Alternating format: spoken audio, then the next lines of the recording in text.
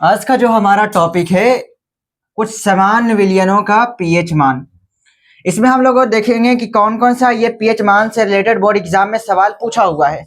और यहाँ पे खास बात यह है कि बोर्ड एग्जाम में ये सवाल जो है पूछा हुआ है। ठीक है, तो hello everyone, welcome back to our YouTube channel. आज हम इस वीडियो में काफी ज्यादा इंपॉर्टेंट पॉइंट को कवर करने वाले हैं। आप वीडियो में बने रहें। अगर आप न्यू हैं इस चैनल पे और इस वीडियो पर पहली बार आए हैं तो आप लाइक सब्सक्राइब जरूर करें। तो यहाँ पर ध्यान रखना कि पहला जो पदार्थ है हमारा अमाशय रस। और ये खास बात है कि इसका बिहार बोर्ड में ऑब्जेक्टिव पूछा हुआ है कि अमाशय रस का पीएच मान कितना होता है। तो हमें याद रखना है कि हम अमाशय रस का पीएच मान 1 होता है। मैंने 1.0 लिखा, पॉइंट के बाद 0 का कोई वैल्यू नहीं है। आप इसे सिर्फ 1 भी कर सकते हैं, लेकिन बस थोड़ा सा सजाने के हिसाब से लगा देता हूं। ठीक है, उसके बाद है नींबू रस।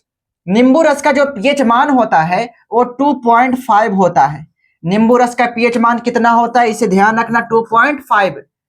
सिरका का पीएच मान कितना होता है, तो सिरका का पीएच मान 3.0 होता है। मतलब कि सिरका का पीएच मान 3 होता है।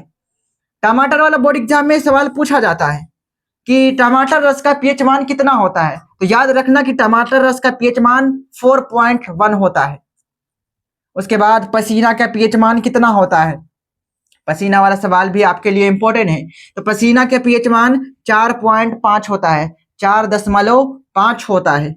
अम्ल वर्षा का पीएच मान अगर बोर्ड एग्जाम में पूछेगा कि अम्ल वर्षा का पीएच मान कितना होता है, तो हमें क्या बोलना है, 5.6 बोलना है। उसके बाद पेशाब, जिसे हम मूत्र भी कहते हैं, पेशाब बोलेगा या फिर मूत्र बोलेगा, इसका पीएच मान कितना होता है, तो याद रखना पेशाब का पीएच मान 6 होता है। और इसके बाद वाला का 6.5। इसके बाद वाला कौन है, दूध।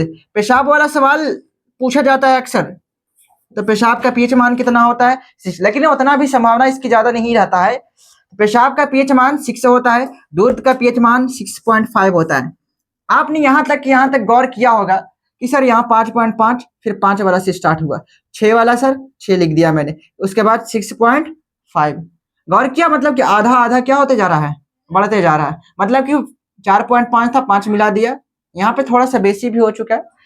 तो आप थोड़ा सा इमेजिन करके भी आप इसको याद कर सकते हैं। ऐसे तो काफी ज्यादा पूरा तो रट्टा मारना ही पड़ेगा। गिनती की संख्या कहाँ है, या गिनती की संख्या को ट्रिक से तो याद नहीं कर सकते हैं। बोलेगा 1 है, 2 है, 3 है, 4 है, 5 है, 6 है, एक कोई ट्रिक बता दे, कोई ट्रिक नहीं। पहाड़ा को बोलेगा ट्रिक बता दो, कोई ट्रिक नहीं, आपको इसे रट्टा मारना पड़ेगा। तो यहाँ पे रट्टा मार कर आपको याद करना पड़ेगा ये सारे को।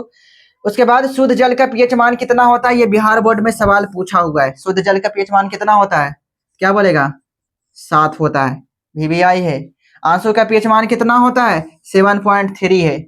आंसू का पीएच मान 7.3 होता है। खून का पीएच मान, देखो खून वाला से बोर्ड एग्जाम में सवाल पूछता है कि खून का पीएच मान कितना होता है, और ये कई बार, 1-2 बार नहीं, कई बार सवाल पूछा है, इसलिए हमारा ये काफी ज्यादा इंपॉर्टेंट है। VBI मैंने इसे इस्तेमाल किया।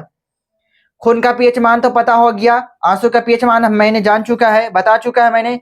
पीत का पीएच मान कितना होता है, 7.5 से लेकर 8.8 तक। पीत बोले तो हम इंसानों में पीत होता है ना, जानवरों में भी होता है पीत, अरे नहीं होता है। तो पीत का पीएच मान 7.5 से लेकर 8.8 तक। चूना जल, देखो ये बोर्ड एग्जाम में सवाल पूछता है कि चूना जल का पीएच मान कितना होता है, आंसर क्या बोलना है, 11 होता है।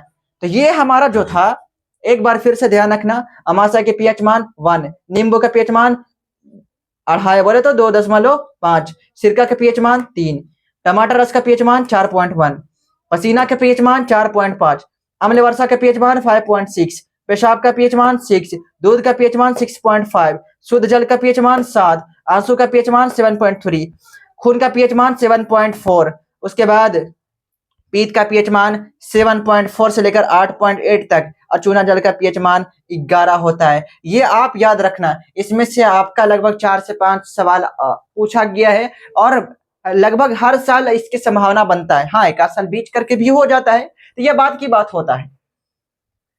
देखो ये बोर्ड एग्जाम में 2 मार्क्स में सवाल पूछा गया है, आम्ल का जलीय विलयन विद्युत का चालन करता है क्यों। तो ध्यान रखना, आम्ल का जलीय विलयन विद्युत का चालन करता है क्यों। आंसर हमें इस तरह से लिखना है, अम्ल का जलीय विलयन विद्युत का चालन करता है क्योंकि यह जल जल में घुलकर हाइड्रोजन आयन देता है। ये जल में घुलकर क्या देता है? हाइड्रोजन आयन देता है। यही हाइड्रोजन आयन के चलते क्या करता है? अम्ल विद्युत का चलन करता है। अब सिर्फ एक ही आयन की वजह से नहीं, जैसे में आम्ल देखेगा ना तो जनरली H+ और यहाँ पे पॉजिटिव और निगेटिव दोनों देता है। ये जो होता है हाइड्रोजन अपना इलेक्ट्रॉन लीज करता है, मतलब कि सॉल्यूशन में इलेक्ट्रॉन निकल चुका है। अब ये इलेक्ट्रॉन बहेगा, बहकर कहाँ जाएगा? इसके पास जाएगा, ये इलेक्ट्रॉन गेन करेगा। एक बात को ध्यान रखना, इलेक्ट्रॉन का बहना ही, इलेक्ट्रॉन बहेगा तब विद्युत धारा उत्पन्न होगा, इलेक्ट्रॉन नहीं बहेगा विद्युत धारा उत्पन्न नहीं होगा। इस बात को भी ध्यान रखना।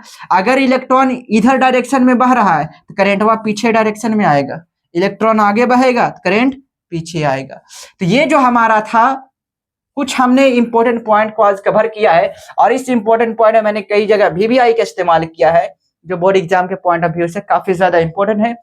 इसी के साथ हम यहाँ पे इस वीडियो को कंक्लूड करते हैं, बाकी फिर मिलते हैं नेक्स्ट वीडियो में। All the best.